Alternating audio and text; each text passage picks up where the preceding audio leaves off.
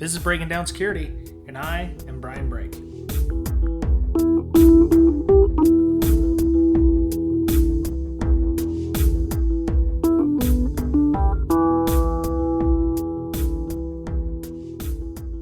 Welcome back, listener. This is Brian and Mr. Boettcher for Breaking Down Security.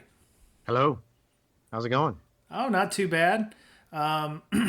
This is actually, we're recording this on the Monday before the big thing that's going to happen tomorrow, which for everybody else who's listening to this has happened a week ago. So congratulations if you're, the person you voted for won. Boo and sadness if yours didn't win. So generic greetings for that shite being over. So yeah, gods. Anyway, so I think we probably should just get started because I think this is going to be. What's that? I just want to say that I listened to all of our previous episodes, each week or whatever, and I'm going to consciously try to avoid saying and So I'm going to throw that out there. Well, it kind of got annoying after a while listening to myself say about 50 times. So, maybe I'll there I went again. Okay. All right. I love you. I'm going to try. I love you, I need sir. to get a bell or something. We each need to have a bell and ring it whenever we hear each other say it. So you got to work on your Tesla funds. More professional about this. Every time you say put $1 in a jar, or the Breaking Down Security drinking game. Anytime I say or anytime Mr. Boettcher says take a drink of whatever beverage you like, adult or otherwise.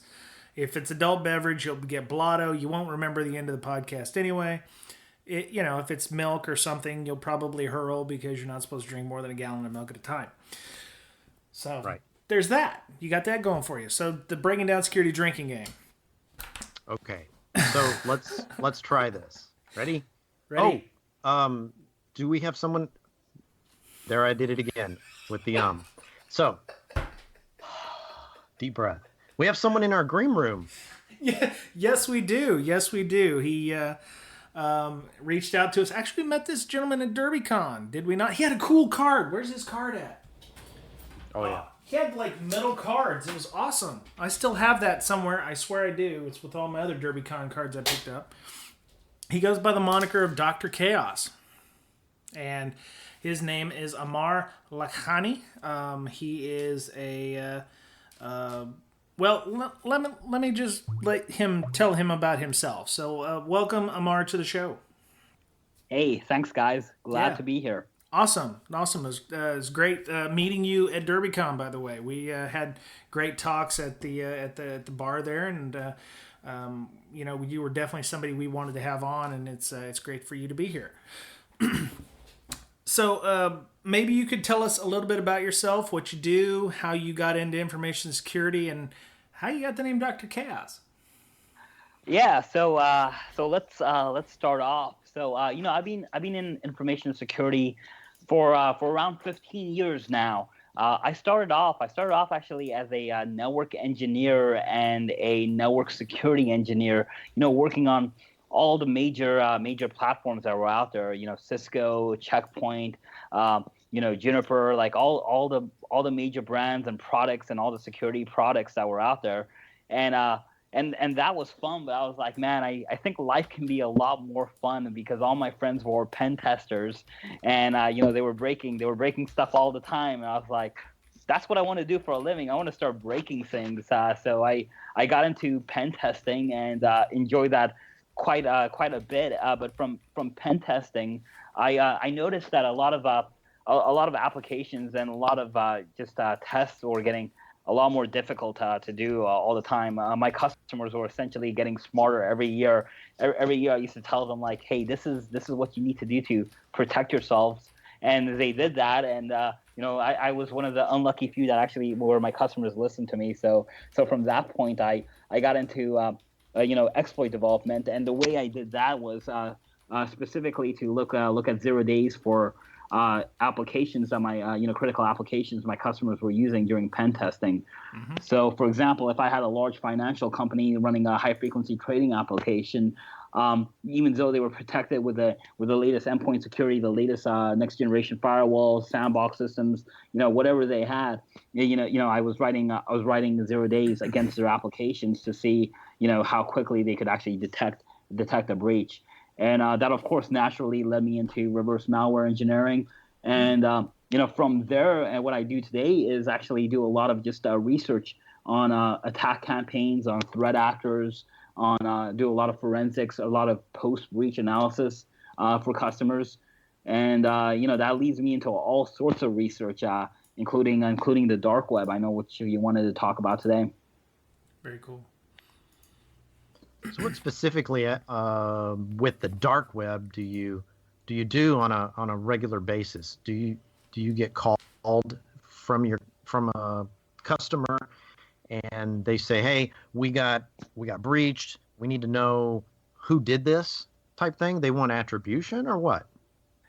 Sometimes, right? So sometimes, dark web is a small part of forensics and incident response, but under certain circumstances, it can give you some valuable threat intelligence. So I have a customer right now that I'm dealing with in Europe, in Western Europe, and we believe they are probably going to be under attack if there's not already some attackers in their system right now, because in a lot of dark web hacker forums, and as well as other places as well, there's like just a lot of evidence that we're seeing from this specific customer around talk and around information about specifically around their defenses that they have, and around attack techniques that can be used against their defenses. And recently we started seeing accounts like their own customer accounts that are on sale on different darknet marketplaces, and these accounts are absolutely legitimate. When we check them out, they're real accounts, and so it appears there's been a leak or a breach at some point. So now we're like, okay, what the heck really happened? Now we have to do a full incident response, and we're under the assumption that they have been breached, and the attacker may still be in their network. So you're like doing recon on any chatter that may come up in the criminal websites, in the dark web, selling their data, right? Yeah, absolutely. That's just one of the aspects. I also deal with law enforcement quite a bit, and law enforcement from the federal level all the way down to the local level as well. And they have especially the local level law enforcement, local police stations, even the federal law enforcement. They really don't have a good understanding of how the dark web works. They have some ideas. A lot of their ideas are false ideas because they've been propagated by Hollywood or some other means that are not necessarily true. So they really need to understand what the communication is on the dark web, and sometimes it's critical. I deal a lot with like child abduction cases or child kidnapping cases as well, which is a very big deal. You want to make sure that you have the correct information, and you have the correct information in a timely manner. And sometimes these criminals are communicating or moving around or trying to find resources, using the onion network or other things that we call the darknet as well. So walk us through like a case, right? Some type of case that you might have. Not necessarily one that's ongoing right now. Maybe that was one that was interesting, but kind of walk us through what you offer law enforcement as far as gathering evidence, right? Yeah, so absolutely. There's a whole bunch of different cases that come up all the time, and sometimes you can use like different resources on the dark web. I can tell you a case that I'm working on right now, so I'll be a little vague on some of the details, but the case that I'm working on right now is it was a child abduction case, but unlike other child abduction cases, this is a husband that got a divorce and lost custody of his kid, and he's a foreign national, and he took his child without permission of the court systems. So of course the mother is really worried because there's a possibility that he may leave the country and he may be difficult to get to. We really wanted to find him, and this guy was computer savvy, and we started looking around. We started like trying to figure out like where he might be hiding. We had some prior intelligence on some usernames and some handles that he was using. We looked at some known forums, and we did find that he was trying to buy like passports. He was trying to buy fake identities. He was trying to buy some other things to possibly hide his identity and possibly even leave the country. In this case, this was interesting because one of his known associates was in prison, and he was in prison for a possible child pornography charge, and this was pretty serious. But when the police talked to his associate, he thought it was absolutely horrible that this guy was involved in a child kidnapping case, and I guess that's where he drew the line. This was really interesting to me because although he didn't really find what he did was wrong, he was more than willing to help us out and send phishing emails to his friend, to his buddy. And what we did, obviously, this takes a little bit of time because we have to make sure we follow the proper channels and we get the right court orders to do this. But he basically helped us send a phishing email to this individual where we were able to do a very simple attack, essentially just get his real IP address. And from that point, we were able to use that to actually track the individual down, from his ISP, at least get a good idea of where he was and where he was located at. But that's one of the more involved cases. That did include using forums and finding things on the darknet, but of course it involved just other types of investigation as well. Do you see that a lot where it's like people will help, people who we consider criminals will help you catch other criminals because their ethical compass is saying, well, okay, a guy who abducts kids is bad, but I just sell drugs to people, or I just sell prescription drugs to people, or I have a certain fetish for pornography that doesn't work in my country. Do you ever see people wanting to help out in that manner? It's a mix. I mean, I would say never try and guess or predict the behavior of a criminal. It's always going to surprise you in like pretty much every case, and it's but I think we do see a mix. Of course there are some people that will say, even if they don't know the person, but they have some expertise where they may be able to help. They may say, no, you know what, F you, law enforcement. I'm never helping you, do your job no matter what. We do get a lot of that, but there's definitely a mix where people will say like, yes, I will help out. In this particular case, it wasn't like the movies. There was no deal offered to this guy. There was no deal like, oh, we'll reduce your sentence, or you'll get extra TV dinners, or kind of whatever you see on TV, right? That thing didn't happen. This was really just done, because he really did think, this was wrong. What his friend was doing, his associate was doing, and so he just decided to help us as is. So that was pretty interesting, at least from my perspective. Okay. So you spend quite a bit of time on the dark web, or whatever people like to call it, Tor. Or do you use anything other than Tor? Do you use like I2P or any of those other ones, or just mainly Tor? So Tor is kind of where the majority of the stuff is, right? I mean, there's definitely other types of darknet that people are coming up with, and you're trying to like hide their stuff from the internet. I2P. I see some things on Freenet. I see some things on private. Surprisingly, I'm seeing a comeback in some private BBS servers as well. Really? But as far as like the hacker forums, as far as like the marketplaces where you're seeing a lot of the drug activity, that's really happening on Tor hidden services or the .onion sites. Mm-hmm. But of course, we may see that change a little bit because there's a big push. I mean, even today there was a takedown of darknet sites, and there's been a really big push from law enforcement to go after darknet sites. There's been some advances in .onion scanners, and there's some interesting work that's being done by some talented individuals out there. There's some government-funded projects that are looking at categorizing and indexing .onion services and hidden services as well. So some of the security that people were using, the anonymity people were using darknet for, maybe it's questionable, but that may be eroding a little bit. What do you do every day? Is this your day job, helping out law enforcement, researching the darknet? That's a part of it. Some of my day job is actually I work for a vendor, so I do 0-day research on our own products, as well as looking at 0-day research on applications that are being used by our customers quite a bit. I do a lot of forensics and post breach analysis on our customers. If our customers have been attacked, I look at the techniques that were used to attack them, and actually take those techniques back and build it into our products, whether that's a new type of signature or new way of detecting a certain type of attack. What I do is I really try and make our research team smarter by taking live information back to them and working with them to develop new techniques to protect against attacks that I see. So you mentioned new attacks.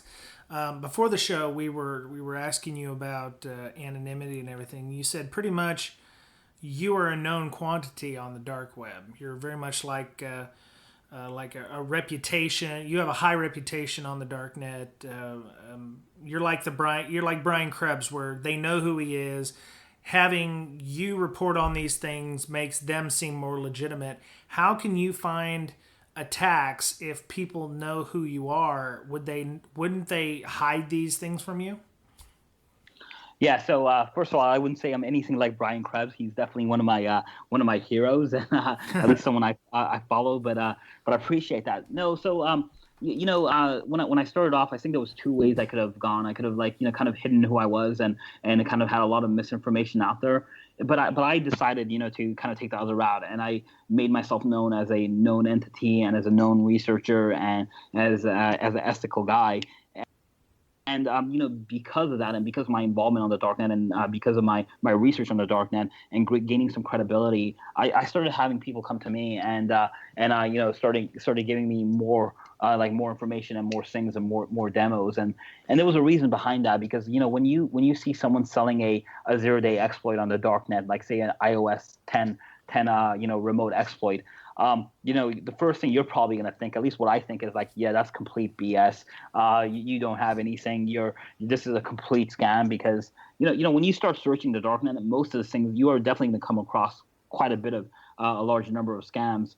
But what these people want to do is they do want to be legitimate. They want a chance to sell their exploits or whatever they may be selling, and so they use broker services, and they use me as kind of like a broker service. They'll give me their attack. They'll say, you verify this attack, and you write about this. You can blog about this. You can write about this. You can tweet about this and verify that this is a legitimate attack and that it does work. And by the way, if this gets out as a signature, if this comes out on your product, if this at least before it's known publicly, well, it better not, or you'll be sorry. And sometimes you don't know who these people are on the other end, so you pay attention to that, and you don't betray their trust. But you do get to do research. You do get to see attack techniques. It's pretty interesting to me. It's pretty fascinating to me. But at that point, they can point to that research, to that blog article, and they can say, like, listen, Aamir, known as Dr. Chaos, as well as like these other entities, have verified what I'm doing, and that kind of makes their price more valuable as well. Mm-hmm. Yeah, it lends credence to their exploit. So you actually take their exploit and test it for them?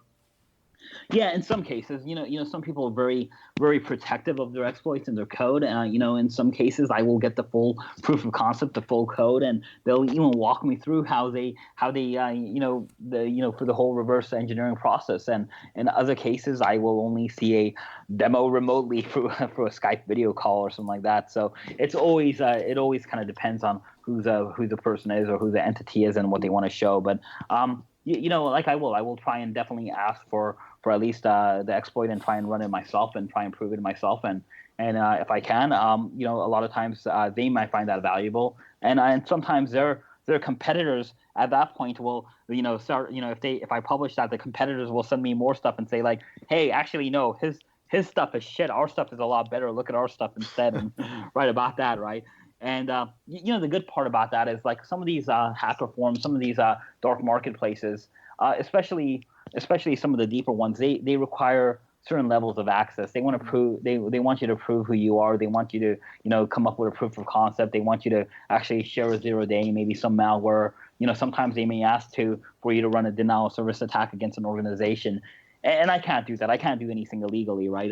So I'm not going to do that. But because that I'm legitimate and I'm a known entity, sometimes I'll get a buy. Sometimes they'll say, okay, that's okay. You can come into our forums. You can come into our little world. And other times it totally backfires. They're like, hell no, you're not coming in here. You're not coming anywhere close to us. And like don't even ask about us again. So it's kind of a little bit of a trade-off. My question is, do you, once you get an exploit, what's the ethical thing to do? Turn it over to like for this case, iOS, do you turn it over to Apple and say, hey, here's an exploit, you guys need to fix this? If I can, right, I do that, and I make that known, right. If I am getting an exploit and I do I'm upfront. Like if I feel like it's something that I do need to turn over, I will absolutely turn it over. If anything is even in the gray area of the law, I will absolutely kind of bet on the right area. I don't want to take any risks in that area. But if it's just pure research, if it's if it's not doing any harm, if it's theoretical, or if it's a proof of concept that hasn't been out in the wild, then I'll examine it. And I'll examine it as a researcher, and I may not turn that over. So I think it depends. It's definitely a fine line to walk, but I guess the stance that I take is that if I question that whether I should turn it over or not, I always turn it over, I guess. Have you ever done any? You mentioned working with law enforcement and working with cases. Do you ever have to go to court and do anything like that? Because last week we did something on e-discovery, and I was just wondering if you've ever done any expert witness stuff, or when you're creating reports, do you ever have to diagram, or do you have to do any kind of timelines or anything about the data that you found, or when you're giving those things out? I mean, how do you handle chain of custody type stuff if you find evidence of events or crimes? So I have not yet had to do any expert testimony, but expert witness. But you always plan on doing that. Any type of forensics work you do, you always plan on doing that. So you absolutely have use the proper formats for timelines. You actually and I've been really lucky. I've been able to work with and get mentored with people that are very well experienced in the field of forensics. So because of that, I think I've developed some good practices. But you always assume that your work is going to be looked at, it's going to be questioned, and it's going to need to be verified, and that you're going to have to defend your work. And that's kind of the stance that I've taken. Like I said, I've been pretty lucky so far, or unlucky. I'm actually kind of looking forward to going to court and defending my work, just because I do believe in it. But I've never had to so far. So luckily, the people involved have they've had enough evidence where they've basically we haven't had to go to court. They've either admitted what they've done, or they've made deals, or other things have happened. Cool.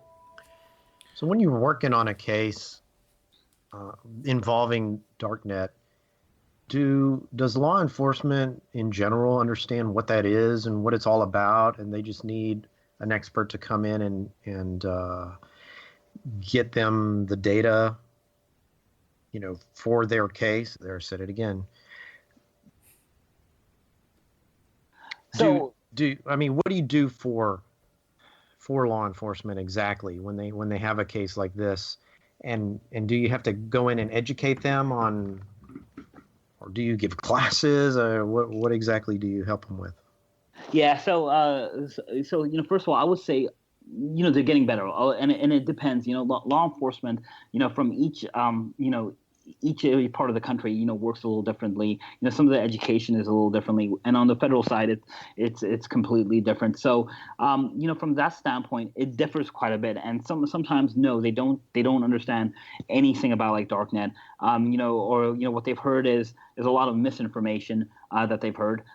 So a lot of times I will go in and I will run classes for them. I'll educate them. I'll give them ideas on how to do investigations. And these investigations, look at how to look at Darknet, how to use social media, how to use even things like geotagging and honeypots and how to track people, right? How to track people on the net. Almost like private investigation type stuff. That's kind of what I would call it. So that's one piece of it. The second piece is a lot of times they may not know they actually need to start investigating on the darknet or where to even start. They're okay, what the heck is the darknet? Why do I need to go there? What would even lead me to believe to go there? So you have to kind of look at their entire investigation. A lot of times I'm called in by law enforcement because there's already an existing cyber piece, and they feel like there's the criminal is very well versed in using technology and hiding his identity and using encryption and using social media and other things to move around and maneuver around. So they're calling me in because they believe their criminals are sophisticated. All of them are not using Darknet by any means, right? But some of them are. And when we say Darknet, obviously we're talking about a very generic term, but they may be using Tor mail or Tor chat. They may be actually posting things on forums. They may actually be gathering evidence of a criminal activity that's already occurred, but someone's actually posted evidence in forums where they're talking about a certain activity. So sometimes it's just gathering posts. Sometimes it's not as exciting as you would think. You're not doing any type of James Bond Mission Impossible things in a dark room, like hunting people with a little scrolling screen or anything like that. A lot of times it's just like gathering a lot of paperwork and building a case and like I said, and that's not always Darknet. They use, a lot of people use that term very, very generically, right? It's not always a Tor network. Sometimes it's how to find it's how to find evidence on private Facebook profiles and stuff like that, and of course that's just a lot of social engineering. Mm-hmm. So when you started doing investigations like this, did you try to cover your tracks? I mean, did you practice proper OPSEC by creating, I don't know, disinformation about yourself or creating fake profiles? And did you find that was useful in any way? I did. I actually a few years ago, I did a project called Emily Williams, and it got popular on the internet. I based it off the Robin Sage talk that I saw at DEF CON, where guys created a fake profile of a girl and kind of fool some US DoD guys to basically friend them, and I thought hey, how far can I go with this fake profile? That's kind of fun, but can I go further? And I created a fake profile, and not only was I having people, friend me, but I was able to essentially run attacks. I had so many friends from the target company, on my Facebook profile that I didn't even, I wasn't even sending them phishing attacks. I was just sending a generic Christmas card on my Facebook wall saying "Hey, Merry Christmas, everyone," and they were clicking on it. And when they were clicking on it, I was attacking, attacking the organization. Of course, this was in my scope, in my rules of engagement. I was actually paid to do this, so that worked. But from that point, I started to see the value of disinformation. I have honeypots out there. I have I have a fake blog out there. It's now running on WordPress, but if you go to /WP login, right, PHP, you see the WordPress login. It's basically a honeypot, and then I noticed that people are always saying forget my password and putting in my mother's maiden name, which is a fake profile on my Facebook. So they've and I have a private profile on Facebook, so someone's obviously found me on Facebook, has figured out who my mom is on Facebook.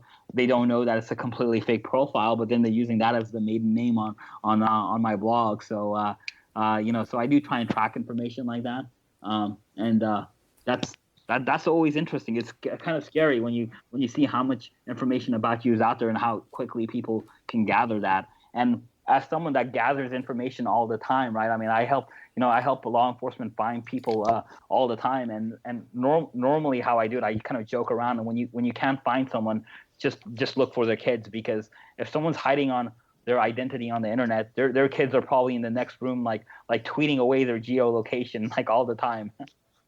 Yeah, that's probably true. Yeah.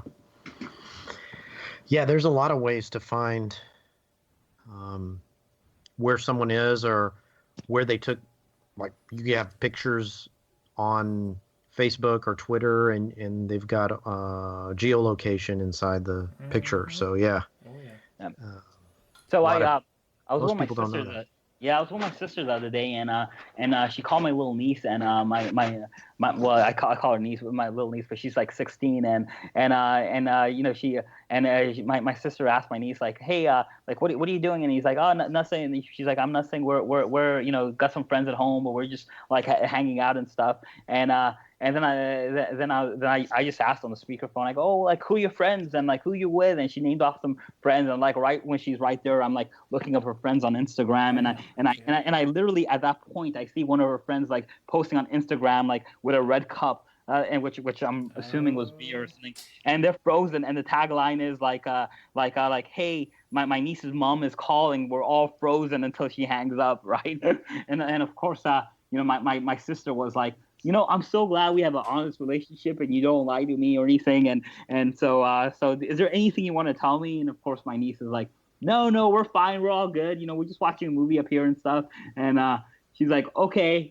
And then, you know, a minute later on Instagram, you know, her friends like post a profile saying, mom's off the phone and now we're partying again. And I'm like, so even though my niece actually doesn't actually have a Instagram, she actually didn't have an Instagram account, and she's actually, you know, kind of careful. I've trained her well. She's kind of careful about the stuff she posts. Her friends weren't at all, and it was probably kind of easy to find her. And you know, it kind of shows you how we're all connected, but it also kind of shows you a little bit of you know, how we do investigations, how we find people, right? Sometimes just because someone's not, you know, easily trackable, it doesn't mean they're not trackable, right? You have to look at their associates around them. Yeah, and that leads into our discussion about privacy, right? That we had prior to the podcast. Mm-hmm. I mean, that's probably why the majority of people who use Tor, because they want privacy, or they're trying to evade restrictions in their government that they can't view certain websites, right? You have the Great Wall of China, the cyber wall or whatnot. And I think it's interesting that with Google, you're not the customer, right? You're the product. So I think people don't understand that. When Google has all these services for free, they're actually making money hand over fist on your data, right? That you create every day. So I think, you know, we're talking before the election. I think Google already knows who's going to win. That's my opinion, based on all the data that they have correlated and on social media and stuff like that. So, what do you can you speak to privacy and why people may want to use Tor and why they flock to it? So I think Tor's original intent was you know, privacy and to you know, and to have some anonymity. So absolutely. I mean, there are places all the time that you know, countries all around the world that, you know, where we find normal behavior you know, is considered illegal. You know, the Tor network, you know, Facebook has a Tor, a .onion site, and Facebook is, you know, they're not really interested in protecting privacy to some extent, right? I mean, they want to know who you are. You are still the product in Facebook as well, but they want to make sure that you're allowed to get to Facebook. You're not being blocked by a certain country, and that you can post what you want to post on Facebook. So when we had things like you know, the Arab Summer, you know, in the Middle East a few years ago, when we had people that were, you know, organizing, they wanted to protect themselves out of fear, you know, fear of their lives sometimes. And even services that they were led to believe were secure, you know, like BlackBerry Messenger back in the day, we know under certain court orders, under certain, you know, certain types of pressures, you know, sometimes these companies cave in and give the information to the governments that, you know, their users didn't think they were ever going to give. So I think, you know, there's a very legitimate reason to use services like Tor, to use, you know, other types of services for privacy. It's becoming a lot more difficult, right? Because Tor is a protocol that can be detected, right? So, you know, sometimes people don't even care what you're doing on Tor. They're like, you're using Tor, you must be doing something wrong or something illegal, and we're going to, like, you know, monitor you or look at you. So you have to be a little bit careful, even though they can't read the data inside that. They still know you're using the services. Okay, so that brings us to obvious next question. If you're wanting to use Tor network services, what is the best OPSEC that you can do to protect yourself against that? Obviously, maybe running Tor at your home is not a good idea, or, running it in public is probably a better idea, but are there things that you can do to make yourself more anonymous using Tor, or more private?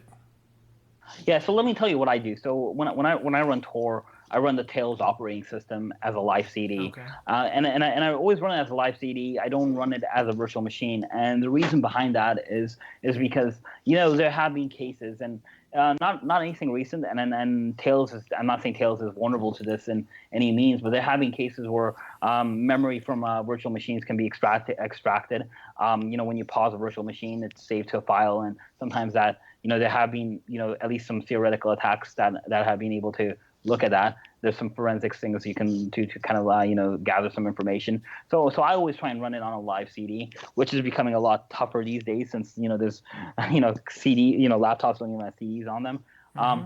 So that's the first thing that I do. The second thing I do is I always run Tor inside a VPN. So I use VPN services that I trust that are known for not logging. So the ones that I recommend is Private Internet Access or TorGuard. I think those are two very good VPN services. They're known to not log as well. And so my ISP, they only see VPN traffic. They don't see Tor traffic, and the Tor traffic is running inside the VPN.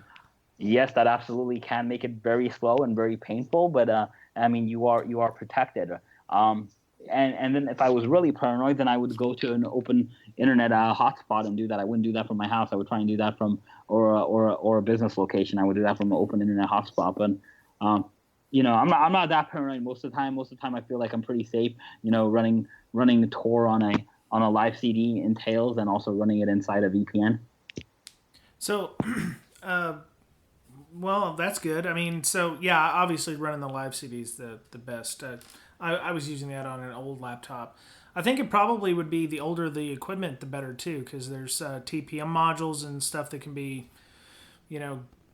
information can be grabbed from the BIOS or from other settings that can, fingerprint who you are. So if you, have a late model 2016 MacBook and you're running the Tails, live USB stick on it or whatever, and you're the only one in this, other anonymizing factors. If somebody was coming into a Starbucks and you're the only one running that system, you kind of, open yourself up to that kind of scrutiny. So yeah, finding an old PC or laptop from Goodwill that's been owned 3 different times by 3 different owners or something is probably a better idea. Not having a top of the line model. It may be a little slower, but it's more generic hardware. Is absolutely, and Tor slow.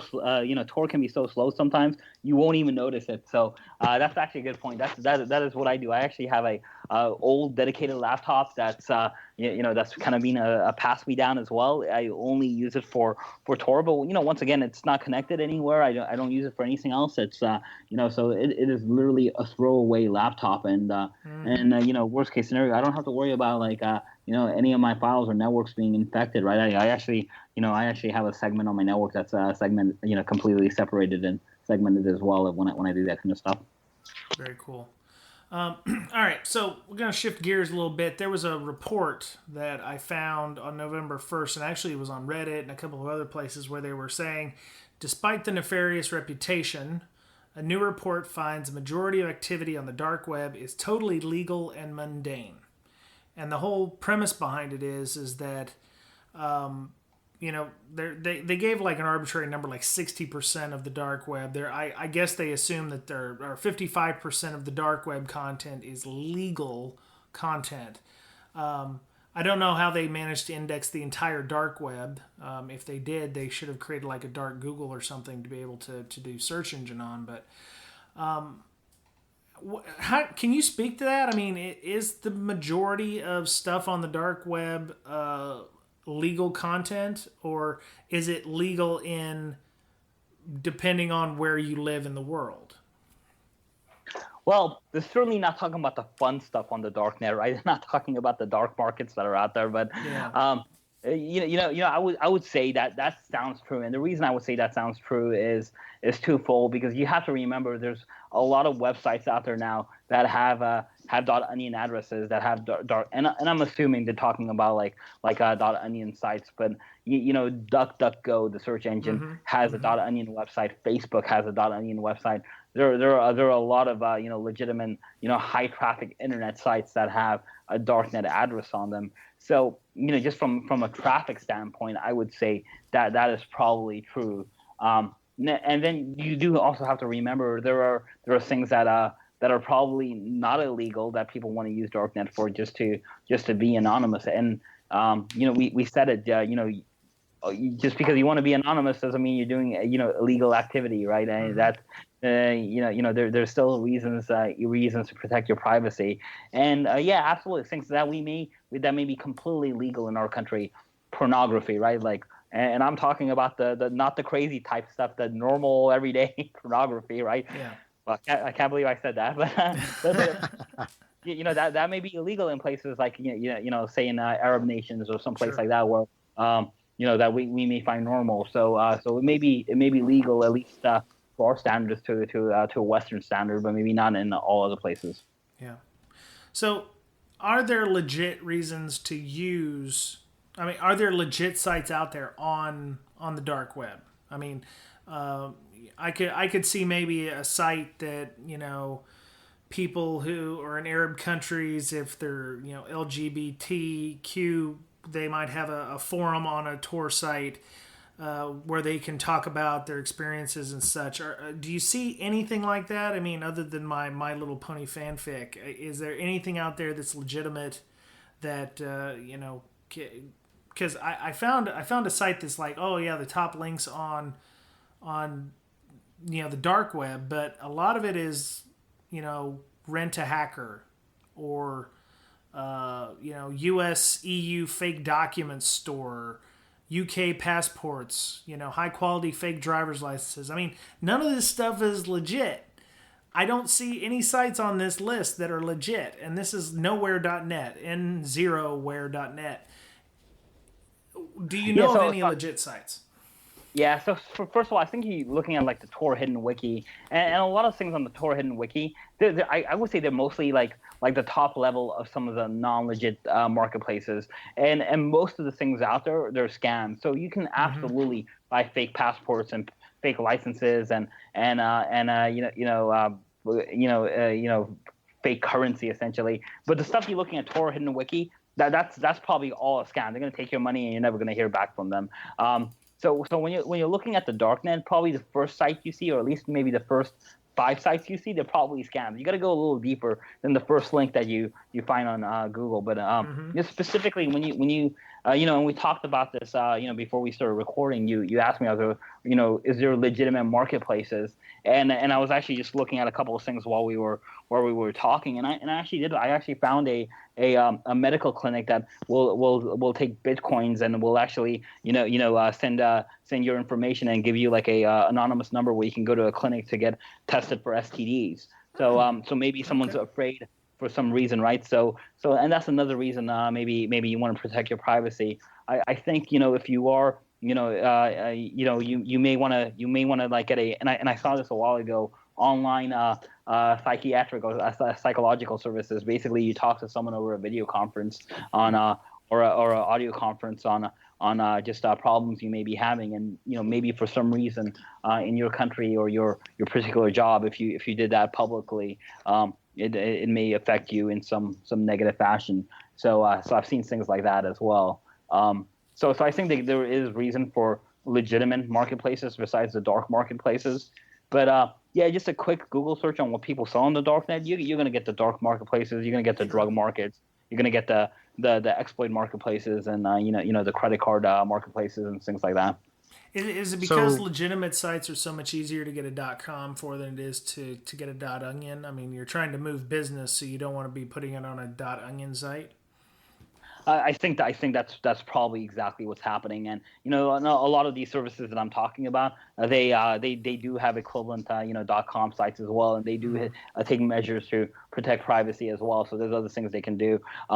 a lot of people looking for legitimate services, they may not be, they may not be technologically up to speed on how to use the darknet as well. So you're catering to a very small audience, someone that's technologically advanced and also uses the darknet and needs privacy, right? So I think that's why the reason you don't have that many legitimate sites that are, at least that are easy to find, and it's easier for them to be on a .com versus the drug marketplace, right? Yeah. Okay. I can see some legitimate uses for that, because if I were to go on searching for some particular ailment, take your pick, right? And say my insurance company has a deal with Google or some of these other sites or businesses that troll the internet or pay for people's private data, and they might find out that there's a statistical possibility that I have this particular ailment that I've been searching for, and all of a sudden my insurance goes up, right? Or I'm deemed to have some sort of a pre-existing condition that I don't even know about, right? So I can see that keeping things like that as private as possible might be in your best interest. And by using Tor, you're actually keeping that out of the hands of these companies that just have massive databases on the general public, right? That they're willing to sell to the highest bidder or whoever wants to pay for it. You think that's a legitimate concern? Yeah, and absolutely, and I mean, it doesn't even have to be, the guys like Google or the relationships. I mean, what about if a database, gets leaked or hacked or breached, right? I mean, these things happen, and as we've been told about many services that we use, you're protected and don't worry about it. But people find out every day, right? They're not protected, and the information that they put can be used against them, right? I mean, we saw that for the first time, I think, earlier in 2016 with Ashley Madison, right? I mean, people were really worried about that attack, right? Because it was very personal, and and there was other attacks like that as well. And I think we're going to see more and more of that. The medical industry, I can tell you, the healthcare industry is one of the top, organizations out there that gets attacked all the time, because medical information is very valuable, not only for insurance fraud, but also for the information that it contains. Yeah, but who buys that information? Well, in the medical industry, right? I mean, what we're seeing, like what I'm seeing in the medical industry specifically is, a lot of attackers were buying credit card information, and those get shut down pretty fast. So now they're looking for alternate means, and insurance fraud can go on for a long time. So you'll have criminal organizations buying medical information just to commit months and months of insurance fraud and fund other activities out there. But I mean, as you can probably guess, we're in a political cycle, a very hot political cycle. I mean, if someone it would not. I would imagine people have been trying to hack medical records of the candidates, right, and the kind of put information out there to see how fit they are, and I bet that happens all the time on not only the presidential election, but even on local elections. So health information can be used against you. I mean, could you imagine if a candidate had a major medical issue that came out and they were protected by the law via privacy, but it still came out? It would be devastating for them. Yeah, having a candidate for a major political position, having knowing that they went to a psychiatrist, or they currently going to a psychiatrist, that could be devastating to a career. Yeah, definitely. Now, Aamir, when we met like a couple of years ago, I think it was at B-Sides Austin, and you gave a talk on, I don't know, were you trolling the Darknet and experimenting with malware? Can you talk about that? Like, what kind of malware did you buy? What kind of service did they offer? Was it command and control that you got access to? What were they actually selling, and what were you able to do with that? Yeah, so when I first started getting into Darknet, and what I talked about B-Sides Austin a couple of years ago was I was in the middle of really doing a lot of zero-day research, and everyone kept on telling me, like, hey, you can buy some great malware off the Darknet. And I was like, all right, cool. Let me see what I can find. And the first thing that I found is that the malware that you can buy on the darknet is actually not very good. Most of it is really horrible. I mean, it's coded by some very amateur programmers, but there are definitely some very sophisticated things you can buy. So first of all, the things that I saw from a malware standpoint is a lot of services selling botnets, a lot of services selling spam services to generate millions of spam emails, to different types of accounts or organizations. You can target things by domains. You can rent botnets.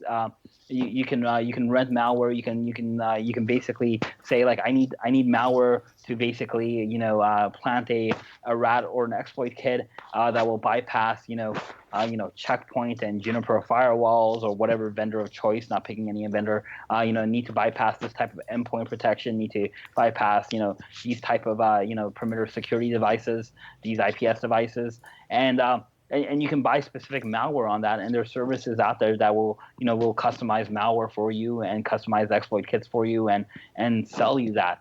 And what they'll also do, this I thought this was really cool, is some of these places offer like service contracts, just like any other software company. They'll have their bronze, silver and gold package, and I think I saw a gold package for. I think the service contract was $500 a year, and what it included was included I think 3 major updates to their exploit kit, but it also included 24/7 support, and included like help, like if you encountered maybe a security vendor that they didn't account for, they'll ask you like, hey, do you have a virtual machine of this like firewall or whatever the security vendor is, and send it to us, and we'll write around this, or we'll like update the hash. Well, all of a sudden it's being caught by like some new machine learning algorithm. We'll update this and we'll change this for you, and we'll continue to provide updates. So your malware will be you'll be guaranteed to work, which is I guess which is a nice service, right? I mean, they were definitely in the customer service business as well. So that was very interesting, I thought. Well, like most companies, they live and die by their clients. If you're not putting out a quality product, you're going to get blacklisted quicker than you would say, I would say a legit company, because once you've burned bridges in your darknet areas, you probably won't come back from that. Yeah, exactly. That's true, and people, bad information, bad customer service will spread. I will tell you one thing I did find interesting is at least the more sophisticated software, they never actually sold the exploit kits. So you usually like rent it, right? You rented a service from them or a command and control server for them, and they worked with you a lot of times to customize your attack and help you run that attack. But you never actually got the code. While some other services, and that's for obvious reasons, right? They don't want their code to leak. It was very valuable to them, and they continuously made money off that. And other services, they sold you everything. They sold you the source code. They sold you, the attack kits, and they sold you everything. Most of the time, I found when they did that, those type of attacks, those type of malware was usually caught pretty fast, or usually, at least usually learned about pretty fast. But the ones that usually kept the code to themselves or rented it, they were always continuously updating that. And it was a software as a service model. It was a true cloud darknet model, I guess. Wow. Now, if you wanted to target a specific company, would they do that for you? Yeah, and they advertise that. Not only do they advertise like will they target a specific organization. I ran across one organization, they will basically ruin someone's life if you wanted them to, right? They will basically do anything for the right amount of money from a cyber standpoint, whether that's planning fake evidence, whether that's obtaining evidence, whether that's like tainting evidence, right? So imagine the things that they could do, right? I mean, they were offering to basically have enough fabricated evidence to throw someone in prison for a very long time if you wanted to do that, and you just had to pay them. I didn't take advantage of that service, so I don't know how legitimate it was. But there were known entities out there that I knew about that claimed that these guys were legitimate. So that's interesting stuff. That's cool. Wow. So, oh wow, okay, we're almost at our hour that we like to. We're way beyond where we normally get to, which is good. So, is there Mr. Boettcher, do you have any other questions for this fine gentleman? Well, I leave it open. Is there anything else you want to mention or talk about, or is there something specific you wanted to bring up? I think we could talk about Darknet and forensics and just investigations and cybercrime like for another hour. But no, it's interesting. It's not when I started off as a network engineer, and a lot of times I didn't plan on doing this as a living. I'm glad that I get to help people. I feel like I do make a difference. It is interesting work, but it's slow. It's not like in the movies, as we all know. I mean, as all your listeners know as well. Sometimes it's very boring work, and keeping track of paperwork and keeping track of timelines, and it's not like basically the Mission Impossible scenes that people imagine. And so I want to make sure people are very clear about that it's difficult work, and a lot of times the things that we find in cybercrime and hunting cybercrime is because people are not very good at using technology. I think if they were very good at using technology, they would be protecting themselves. Everything would be encrypted. It would be very hard for us to find things. But luckily, even the criminals, even the experts make a lot of mistakes, and that's sometimes that leaves an opening for the good guys. Hopefully. That's awesome. Okay. So, Aamir, if somebody wanted to talk with you, about forensics or about the dark web more, or Tor or anything like that, how would they get a hold of you? I mean, do you obviously have ClearNet and Darknet contacts, but however you're more comfortable contacting people would, if you could supply that would be great. Yeah, no worries. So I run a blog, Dr. Chaos, just how it sounds, Dr. Chaos with a C. I actually spelled it normal. I think I should have probably spelled it with a K, but just go to my blog, Dr. Chaos, and just go to contact me, and you can send me a message out there. You can get on Twitter. It's just my full name at Aamir Lakhani. I always say you kind of have to forget anything you know about grammar because my name is spelled with two A's, so it's Aamirlakhani. Okay. So I'm on Twitter there, and you can contact me out there, and I'm pretty easy to get a hold of. Like I said, I'm pretty public out there, so even if you Google me, you'll find 100 ways to get a hold of me. Yeah, I went to your site. You have a podcast? I started doing one, and I'm much more into writing. Guys, as you can probably tell, English is not my first language. So I started a podcast just because I was so worried about how I sound and how I speak, and I talk way too fast. So I thought it was a good way for me to practice, and then I got busy with work and traveling. This year I'll probably finish up with around 250,000 air miles. Wow. I literally, last week I came from Asia, from Japan, and I landed at home on Saturday, and on Sunday night I got an emergency email for a breach that one of our customers had in Asia. So Monday morning I was back in Asia. So I think out of there was a period where I spent 32 hours in the air and 48 hours in the ground. Wow. Yeah. Well, look, me and Mr. Boettcher are living proof that anybody can do a podcast.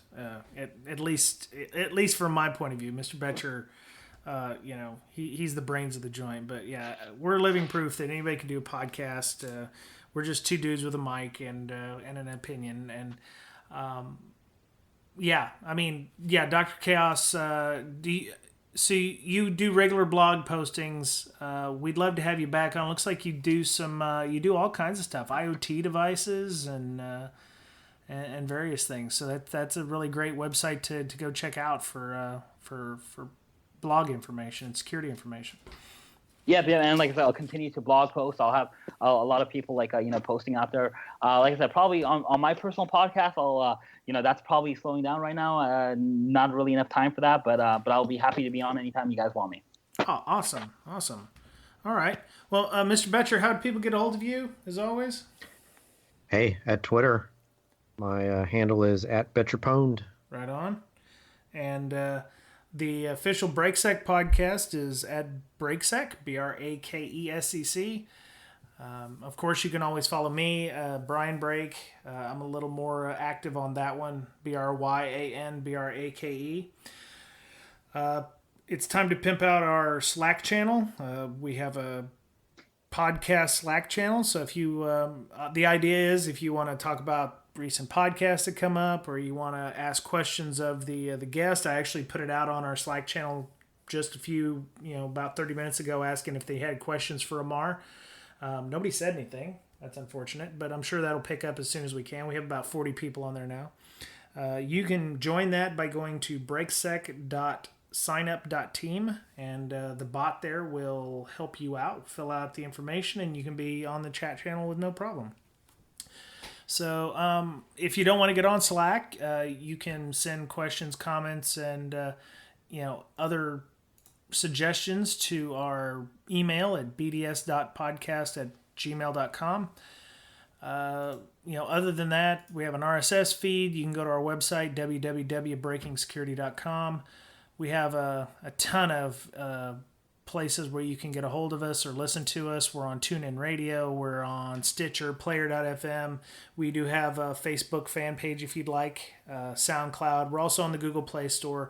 All the links for where you can find us, YouTube channel, and iTunes, of course. All the links to those things are found on our show notes, which you can get to at breakingsecurity.com. Well, gentlemen, I appreciate you coming on, and I'm so glad that this whole thing with the United States is over with. Even my friends in Australia are tired of hearing of it. So I'm just glad that everything's going to get back to normal from now on. And all right, this has been Breaking Down Security. We'll see you again real soon. Bye-bye. Bye.